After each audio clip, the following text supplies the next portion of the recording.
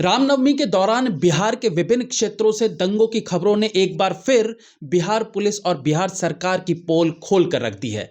Twitter खेलने वाली Bihar police social media पर जितनी एक्टिव दिख रही है, इतनी ही एक्टिव अगर दंगों के दौरान रहती तो बहुत कुछ कंट्रोल में किया जा सकता था, लेकिन कंट्रोल नहीं हो पाया। तो अब अगेन ट्विटर पर आकर अपनी नाकामियों पर लीपापोती करने में लगे हुए हैं। सासाराम, बिहार शरीफ जैसे क्षेत्रों में हालत काबू में है, ऐसा कहकर बिहार पुलिस अपना पल्ला झाड़ रही है, लेकिन असल में वहां क्या हुआ, किसने किया, कौन दोषी है, इस पर खुलकर कुछ नहीं बताया जा रहा। ये सब जानते हैं कि वहां दंगाई कौन है, खास तौर से बिहार पुलिस बहुत अच्छे से जानती है, लेकिन वहां की सरकार नहीं चाहती कि पुलिस असल दंगाइयों पर किसी तरह का एक्शन ले। और वो ऐसा इसलिए नहीं चाहते कि इससे उनकी सरकार डोल सकती है, उनके वोट कट सकते हैं, और अपने वोट बैंक को बचाने के लिए ये किसी भी हद तक जा सकते हैं, कितनों की भी बलि चढ़वा सकते हैं।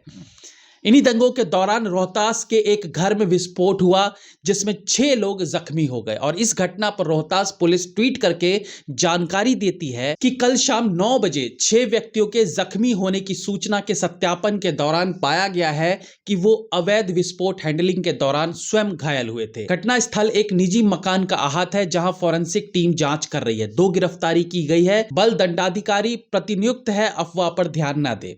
इस पूरे ट्वीट में क्या इन्होंने जानकारी दी कि वो 6 लोग कौन हैं, उनके नाम क्या थे, उनके बैंक अकाउंट में कितने चिल्लर थे, वो लंबे थे, गोरे थे, काले थे, या ये सब उजागर करने का काम केवल मनीष जैसे पत्रकारों के लिए ही होता है। इन्होंने ट्वीट कर ये तो बता दिया कि विस्फोट हैंडलिंग के दौरान उन 6 लोगों ने स्वयं को घायल कर लिया, लेकिन ये आखिर बॉम्ब बनाकर करना क्या चाह रहे थे?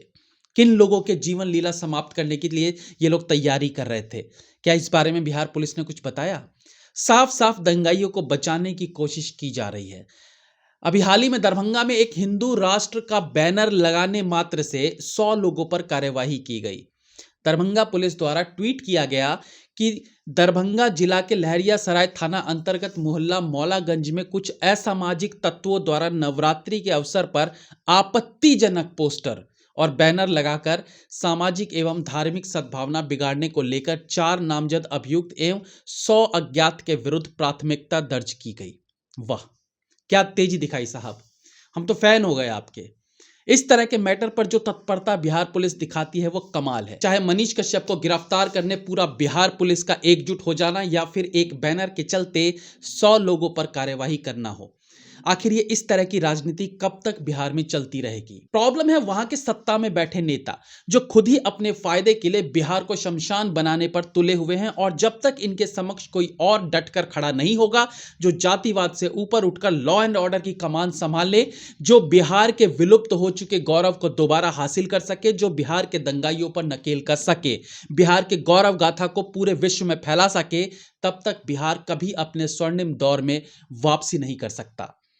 नीतीश एंड गैंग के राज में जहां स्वर्ण और दलित के नाम पर वोट बटोरे जा रहे हैं, वहीं कुछ ऐसे भी प्रशासन के लोग हैं जो इस जातिवाद से ऊपर उठकर अपने बिहार के विकास के लिए, यहां के वैभव को वापस पाने के लिए अपने तरीके की लड़ाई लड़ रहे हैं। और इस लड़ाई में भी मुख्यमंत्री अपने गैंग के साथ मिलकर इन्हें परेशान करने से बाज नहीं आ रहे। तो कैसे निकलेगा बिहार इस दलदल से?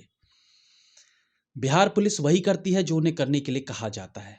उत्तर प्रदेश में दंगे क्यों नहीं हो रहे? इसलिए कि जब वहां दंगे होते हैं तो दंगाइयों का इलाज भी उसी ढंग से किया जाता है। गुजरात पुलिस ने दंगाइयों को घर से निकाल कर पीटा, तो क्या बिहार पुलिस एटलीस्ट उन्हीं से कुछ सीख ले? अगर बाकी स्टेट्स ये कर सकते हैं तो यही सब बिहार में क्यों नहीं हो सकता? रामनवमी के अवसर पर अलग अलग क्षेत्रों में ये जो कुछ घटा है, क्या ये सब कुछ प्लानिंग के तहत नहीं किया गया है?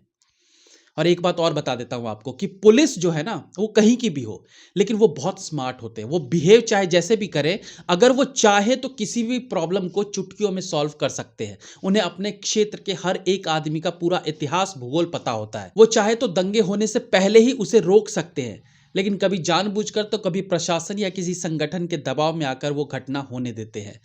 पुलिस के पास अपने क्षेत्र में हो रहे घटना का पता होता है, बस वो कार्यवाही अपनी सुविधा अनुसार करते हैं। और ये केवल बिहार पुलिस की बात नहीं है, ये सभी स्टेट्स की पुलिस के साथ रहता है। वो कभी डेढ़शाने बनते हैं तो कभी प्रशासन के सताए।